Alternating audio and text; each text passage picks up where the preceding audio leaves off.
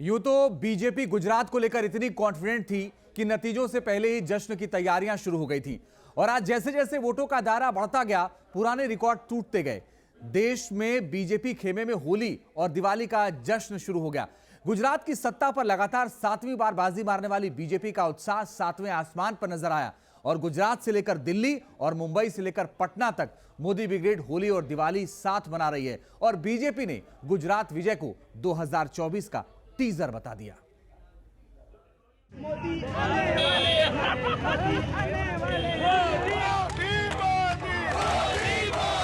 જેટલો કીચડ ઉછાળશો એટલું જ કમળ વધારે ખીલવાનું છે। भारतीय जनता पार्टी गुजरात के हर घर का हिस्सा है।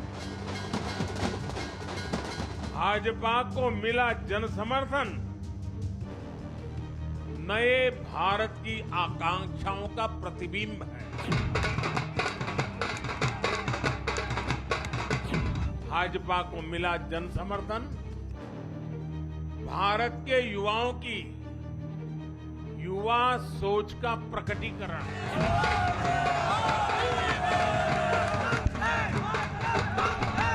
गुजरात की जनता ने तो रिकॉर्ड तोड़ने में भी रिकॉर्ड कर दिया।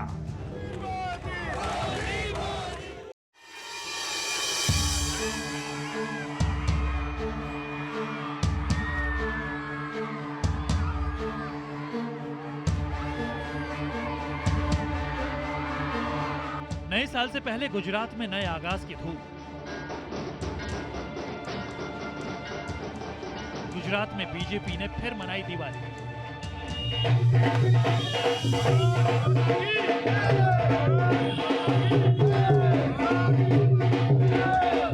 होली के ठीक 3 महीने पहले फूलों की होली।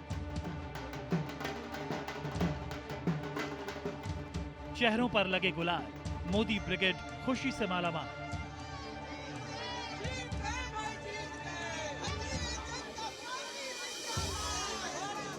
गुजरात में कमल खिलने की खुशी में खूब बजे ढोल नगाड़े। नरेंद्र भूपेंद्र की कामयाबी पर जमकर बटी मिठाई। ये गुजरात है नरेंद्र दामोदर दास मोदी का गुजरात, अमित भाई शाह का गुजरात, भूपेंद्र भाई पटेल का गुजरात। और आज इस गुजरात में विजयाष्टमी है। गुजरात की सत्ता पर लगातार 7वीं बार काबिज होने का उत्सव और जश्न है उस सोच का जिस पर गुजरात की जनता ने भर भर कर अपना वोट लुटाया है।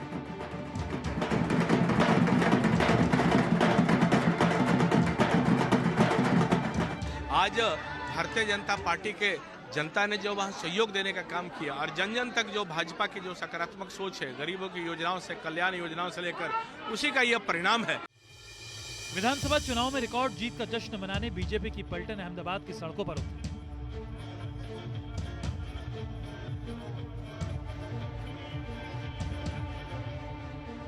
अहमदाबाद की सड़कें भगवा रंग से रंग। गुजरात की सत्ता में एक बार फिर कमल खिलने के बाद बीजेपी कार्यकर्ताओं का जोश 7वें आसमान पर है और गुजरात में शपथ ग्रहण समारोह तक इस जश्न को जारी रखने का ऐलान किया जा चुका है।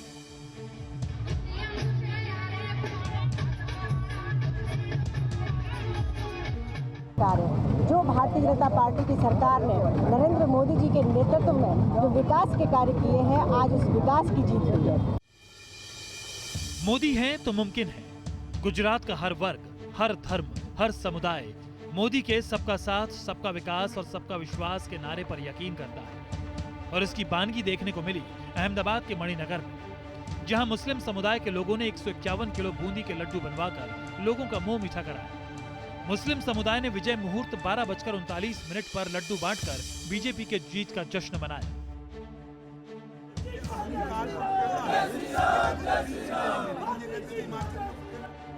गुजरात के चुनावी नतीजे आते ही देश की राजधानी में भी बीजेपी ने जश्न का ऐलान कर दिया। दिल्ली के बीजेपी केंद्रीय कार्यालय में पार्टी कार्यकर्ताओं ने ढोल की थाप और मिठाई की मिठास के साथ गुजरात में रिकॉर्ड जीत का जश्न मनाया।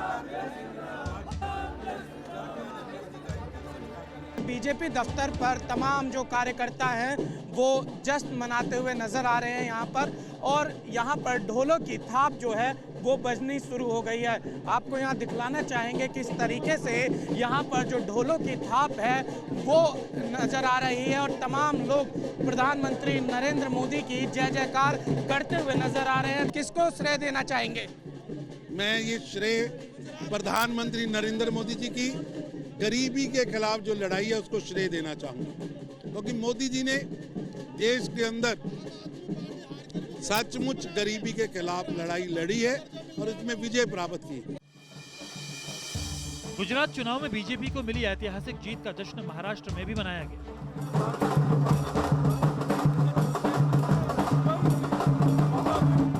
मुंबई में बीजेपी हेडक्वार्टर के बाहर कार्यकर्ताओं ने ढोल नगाड़ों के साथ नाच गाकर गुजरात विजय का जश्न मनाया। गुजरात में बीजेपी के बम्पर जीत का जश्न अब मुंबई में भी मनाया जा रहा है। इस वक्त हम मुंबई में बीजेपी हेडक्वार्टर के बाहर है और आपको हम दिखाते हैं किस तरह से बीजेपी के ये तमाम कार्यकर्ता जो है वो जीत का जश्न मनाते यहाँ पर दिखाई दे रहे हैं। आपको बता दें कि बीजेपी का मुंबई का ये हेडक्वार्टर है और देखिए ये बीजेपी के तमाम कार्यकर्ता हैं जो इस वक्त गुजरात में जो बीजेपी को बम्पर जीत मिली है उसके बाद यहाँ पर जश्न मनाते दिखाई दे रहे हैं। गुजरात में ऐतिहासिक जीत का जोश मध्य प्रदेश में भी दिखने लगा। मध्य प्रदेश के विदिशा में बीजेपी कार्यकर्ताओं ने गुजरात विजय के बाद एमपी विजय का नारा लगा दिया। गुजरात में बम्पर वोट से गदगद बीजेपी को यकीन है कि 2023 में होने वाले मध्य प्रदेश चुनाव में शिवराज सिंह एक बार फिर मध्य प्रदेश के मुखिया बनेंगे और एमपी में सिर्फ और सिर्फ कमल खिलेगा। आज जो हमारी सरकार बनी है गुजरात में, उसके लिए मैं सबको बहुत बहुत बधाई देती हूँ, सबको बहुत बहुत शुभकामनाएं देती हूँ।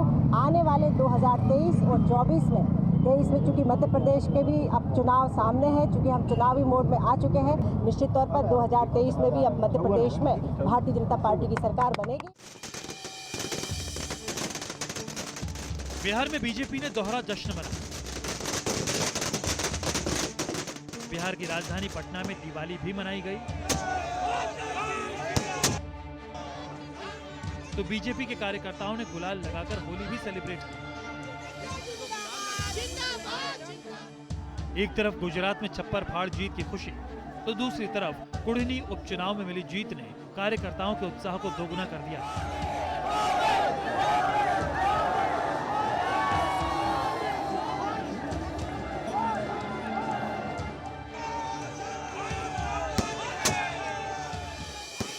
मधेपुरा में सैकड़ों बीजेपी कार्यकर्ताओं ने विजय जुलूस निकालकर बिहार में भी दोबारा बीजेपी की वापसी की मुनादी की। जीत के खास मौके पर कार्यकर्ताओं ने एक दूसरे को मिठाई खिलाकर बधाई दी।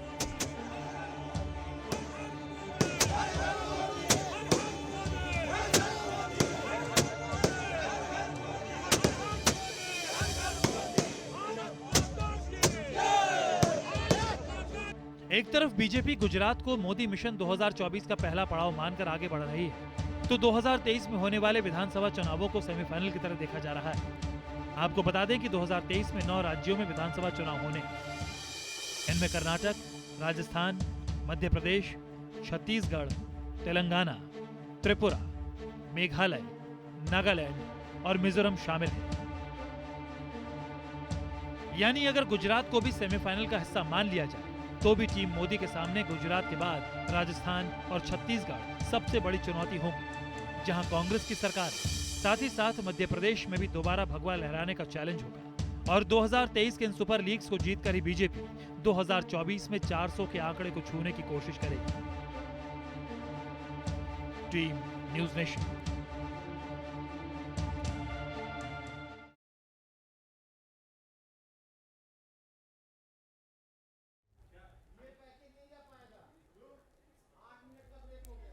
दरअसल गुजरात का ये चुनाव कई मायनों में ऐतिहासिक है।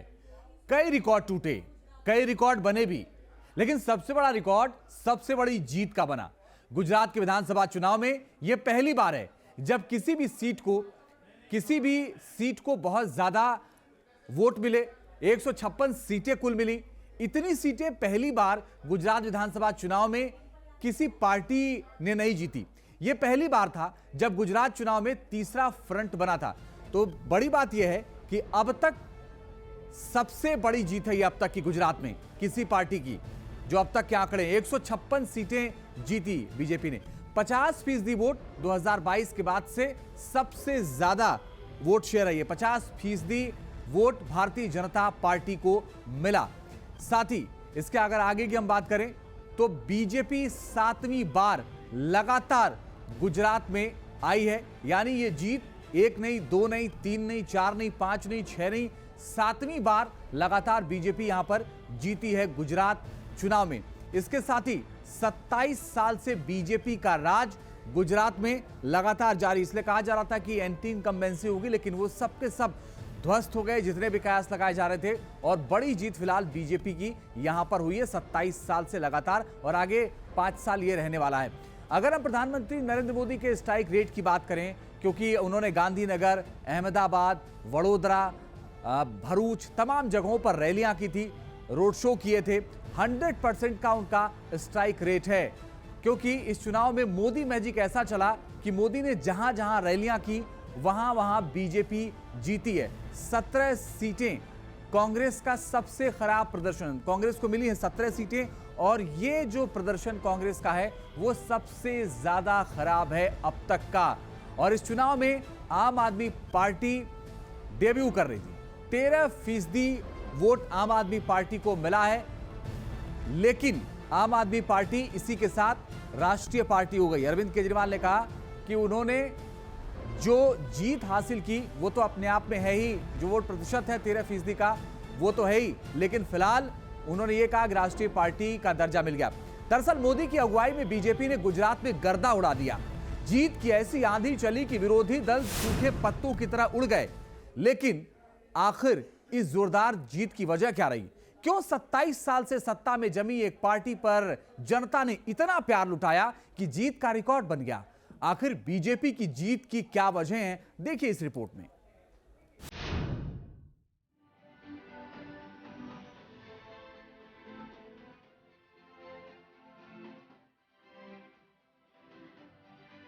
गुजरात में 35 सालों में जो नहीं हुआ वो इस बार हो गया। बीजेपी ने विधानसभा चुनाव में जीत का नया इतिहास रच दिया। गुजरात की जनता ने बीजेपी की झोली सीटों से भर दी, वहीं कांग्रेस हाशिए से भी बाहर हो गई।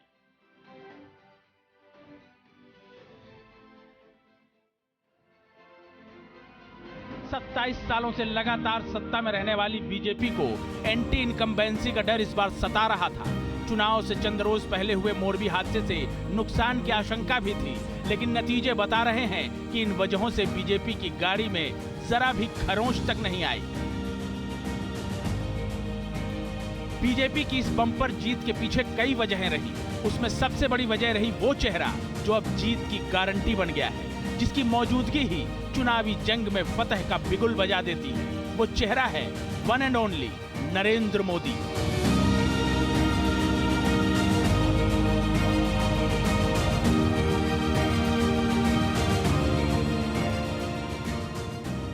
ये स्पष्ट दिखाई दे रहा है कि हिंदुस्तान में अगर किसी पार्टी ने और किसी नेता ने विक्रम रिकॉर्ड किया है तो भारतीय जनता पार्टी और माननीय मोदी जी के नेतृत्व ने किया। गुजरात नरेंद्र मोदी का घर है, यहाँ के लोग उन्हें बेहद प्यार करते हैं। चुनाव के ऐलान के बाद से ही मोदी की ताबड़तोड़ रैलियां और खुद को वहाँ के लोगों के साथ जोड़ पाने की उनकी पुरानी रणनीति ने एक बार फिर रंग दिखाया और कमल फिर खिला, भगवा फिर लहराया, बल्कि और सुर्ख होकर लहराया। इस वक्त हम मुंबई में बीजेपी हेडक्वार्टर के बाहर है और आपको हम दिखाते हैं किस तरह से बीजेपी के ये तमाम कार्यकर्ता जो है वो जीत का जश्न मनाते यहाँ पर दिखाई दे रहे हैं। गुजरात में बीजेपी की जीत की वजह अकेले मोदी ही नहीं रहे। बीजेपी की जीत का दूसरा बड़ा कारण कांग्रेस का लगातार कमजोर होते जाना बना। चुनाव के ऐलान के साथ ही कांग्रेस के कई बड़े नेताओं ने हाथ का साथ छोड़ बीजेपी का दामन थाम लिया।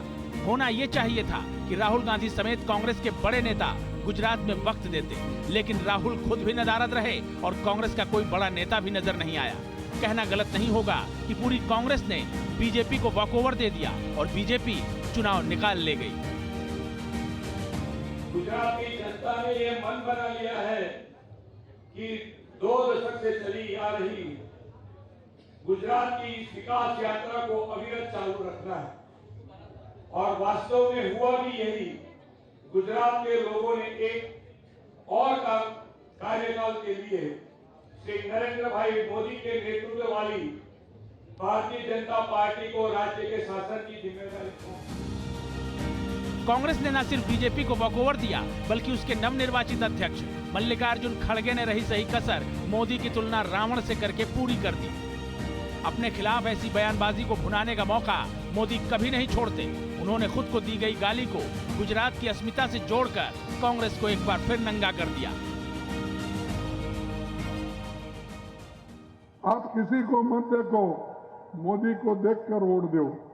अब भाई तुम्हारे को तुम्हारी सूरत कितनी बार देखना, हर जगह कितने हैं भाई? क्या आपके रावण के जैसा 100 मुख है क्या है? અને કોંગ્રેસ પાર્ટી એને ખબર નથી કે આ રામ ભક્તોનું ગુજરાત છે.